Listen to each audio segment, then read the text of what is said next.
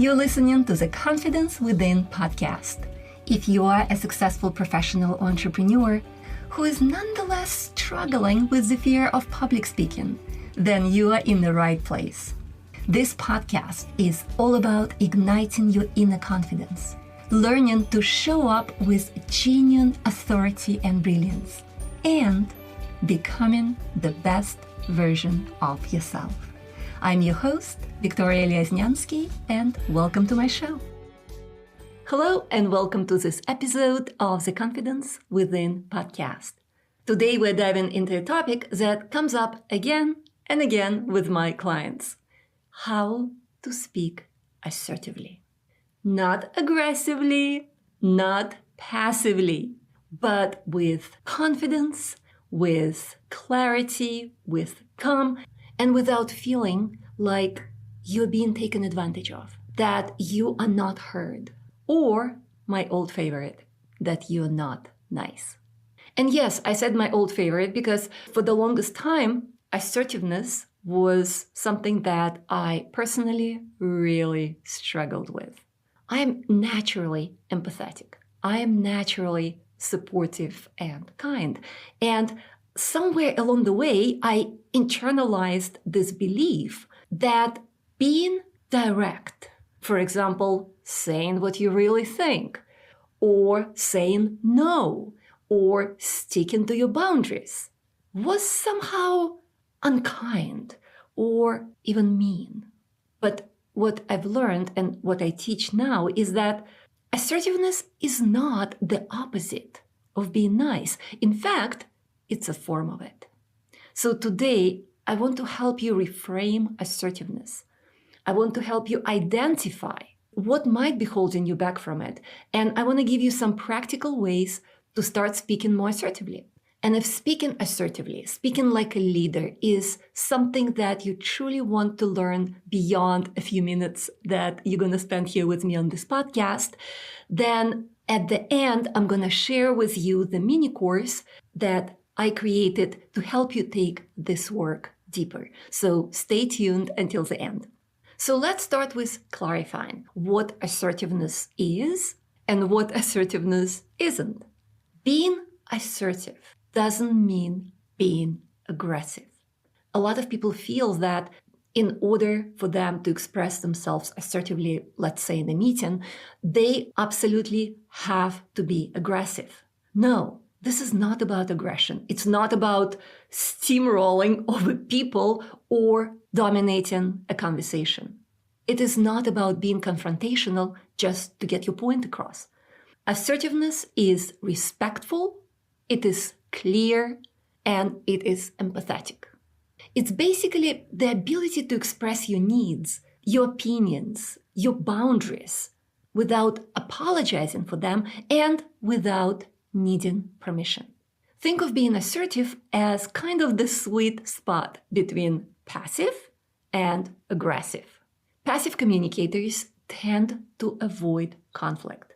They tend to say yes when they mean to say no, but they're afraid to say no because they want to be nice. Passive communicators struggle to speak up, especially in high-pressure situations.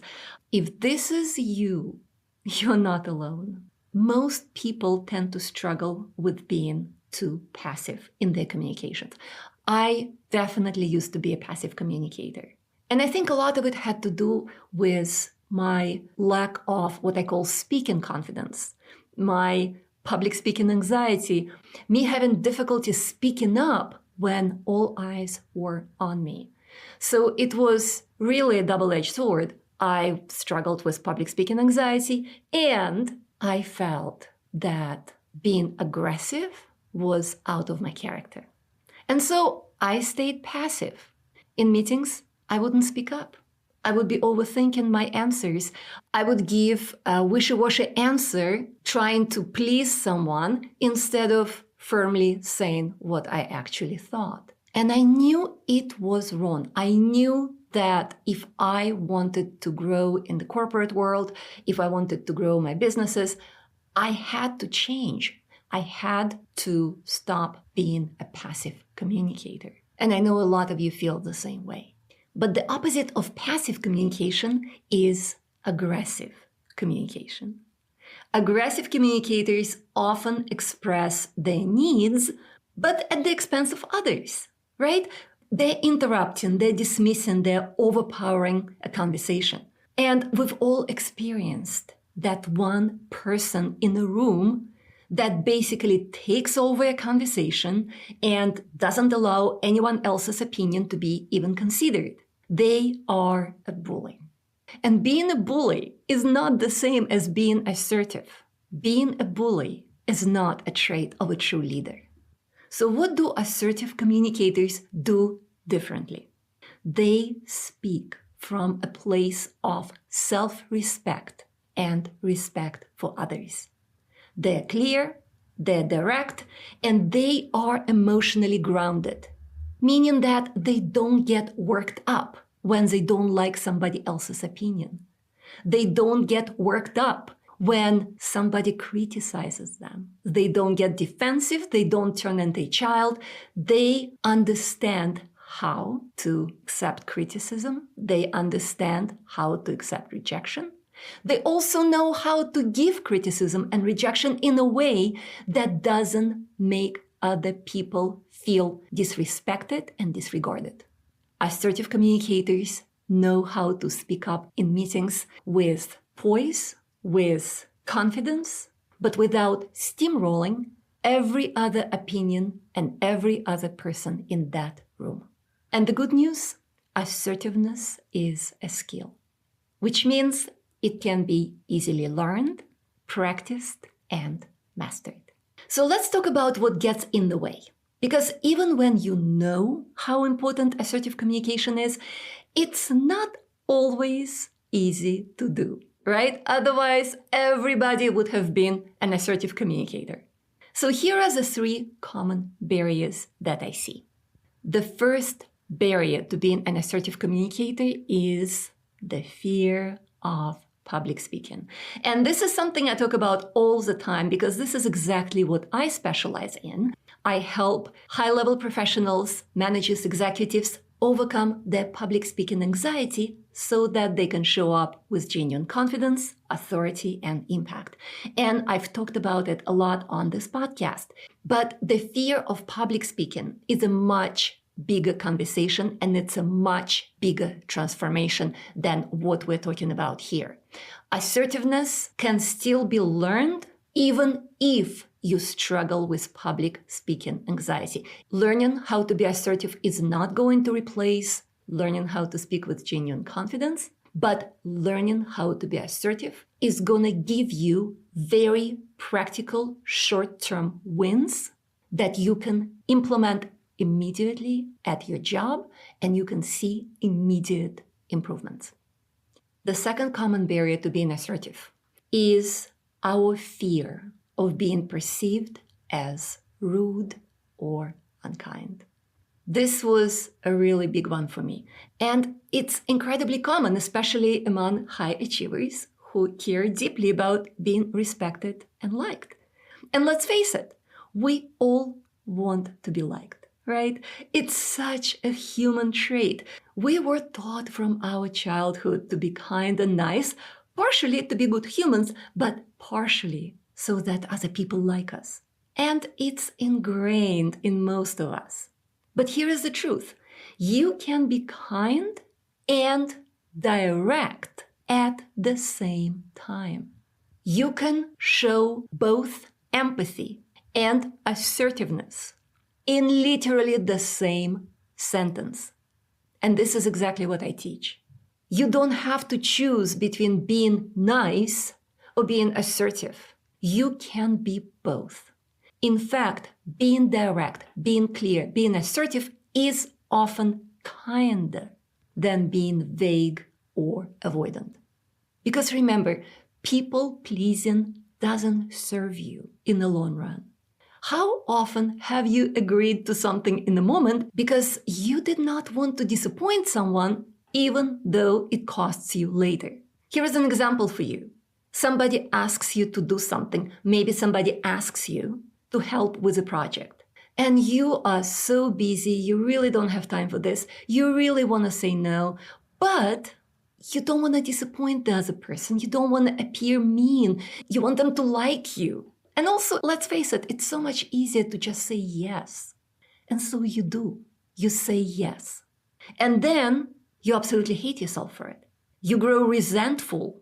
You spend weeks in a state of agitation, and finally, you fulfill the obligation, but you feel taken advantage of. Which makes no sense because you could have simply said no right away and saved yourself from all of this trouble. Assertiveness gives you a way to be honest without guilt and still be respectful. And the third common barrier to being assertive is self-doubt and overthinking. How often have you experienced this in meetings? There is a discussion going on, and you actually have an idea. You have something that you want to share, but you're sitting there thinking, wait, what if this makes no sense? What if they think I don't know anything? What if this idea is actually bad? What if this idea insults somebody else's idea? What if by speaking up, I run the risk of being seen as less of an expert? And so while the discussion is going on, you keep on thinking about it and trying to overcome this hesitation, and you're trying to give yourself reasons to speak. Then you start giving yourself reasons to not speak. You're basically overthinking. And by the time you finally decide that, okay, I'm going to speak up, two things probably have happened. Either the conversation has completely moved on, and now you're like, wait, okay, now I can't speak up. Or someone else said what you were going to say and basically took credit for that idea. Overthinking is not a character flaw. It's a lack of training. And that's something you can absolutely change. So what can you do right now to start becoming more assertive? I'm going to give you a couple of things here that you can implement literally today. But keep in mind, I share almost 2 hours of actionable step-by-step advice in my brand new mini course, How to Become an Assertive Communicator. If you want to dig deeper, make sure to check out my mini course. And it's just $47. Go to www.assertivecommunicator.com. So here are the 2 simple things that you can do today. Number 1, start by getting clear on your no. Next time someone makes a request, and again, it could be in a professional environment or it could be in a personal situation. Instead of jumping into people-pleasing mode, pause and ask yourself, do I really want to say yes to this? And granted, there are situations when you don't have a choice. You're just being told to do something and you have to say yes. We are talking about a scenario where you really do have a choice. Okay? So pause and ask yourself, do I really want to say yes? And if the answer is no, say so. You don't need to justify your decision. You don't need to over-explain. Answer kindly, answer clearly, but answer firmly. Thank you so much for thinking of me, but I'll need to pass. And if a person continues trying to persuade you, again, you don't need to go into explanations. As soon as you go into justification of your no, you give the other person more ammunition to continue bugging you to say yes. So don't give them that ammunition. Don't give them all the reasons why they think you will be persuaded to say yes. Just repeat kindly but firmly. As I said, no, I'll need to pass, but thank you. And this is one thing that you literally can start practicing immediately, and it will make a giant difference in your life. The second advice I want to share with you today is how to speak up in meetings. I'm only going to give you one little thing. Again, if you want to truly learn how to speak up in meetings, all kinds of variations and scenarios and situations, I have it all covered in my mini course, How to Become an Assertive Communicator. But let me give you one quick tip on how to speak up in meetings so that you don't fall into that overthinking trap. Here is what's going to happen when you think of speaking up. If you wait too long, the pressure continues to build. And as the pressure builds, this is where you really go into overthinking. So instead of waiting, try to be one of the first people to speak. Try sharing your perspective in the first few minutes of a discussion. Even if it's something small. Will your opinion always be 100% perfect? No. But by speaking first, or by being one of the first people to speak, number one, you show that you are assertive. Number two, you are guaranteed that nobody else will say the same thing and take credit. And it is hard. It is hard to be one of the first people to speak up, but you have to remind yourself, if you don't speak up, someone else gets heard. I'm going to repeat it. If you don't speak up, someone else gets heard. Someone else gets seen. Someone else gets respect. Someone else gets that promotion that you're looking at. So start very small, and the more you practice this, the easier it becomes to be one of the first people to speak up. These are the two things that I want you to start practicing today. Again, I'm going to remind you, say no, even when everything in you pushes you to say yes and be seen as somebody nice or to avoid conflict. And be the first person or one of the first few people to speak up in a meeting. If you start even with those two little things, you will see changes in yourself. But if this conversation is resonating with you and you are starting to see just how much assertiveness can impact your leadership, your career, your confidence, your ability to be heard, then my mini course is for you. And again, it's called How to Become an Assertive Communicator. And it's specifically designed for professionals, managers, executives who want to start showing up as the calm, confident, respected leader that they already are. Here is what I teach inside this short but very effective training. You'll learn how to break through limiting beliefs that keep you quiet. I'll teach you how to speak up in meetings even when it feels uncomfortable. You will learn how to say no without guilt and how to set and enforce your boundaries. I will teach you how to give and receive criticism and rejection with grace. And I'll also show you how to handle disagreement and conflicts with leadership presence. This mini course is under 2 hours. You literally can consume it in just one sitting.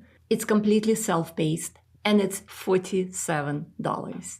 Go to www.assertivecommunicator.com. Again, it's www.assertivecommunicator.com. And there will be a link in the show notes. Listen, you don't have to become someone you're not to speak like a leader. You don't need to be louder. You don't need to be more aggressive. You don't need to overpower everybody else in the room. You just need to be clear, confident, grounded, and direct. And that's what assertive communication helps you do. I hope today's episode gave you something you can use, something to try, something to reflect on, something to shift inside of you.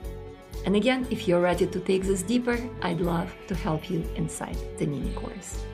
All right, that's it for today. Have a fantastic week, and I'll see you soon. Bye for now.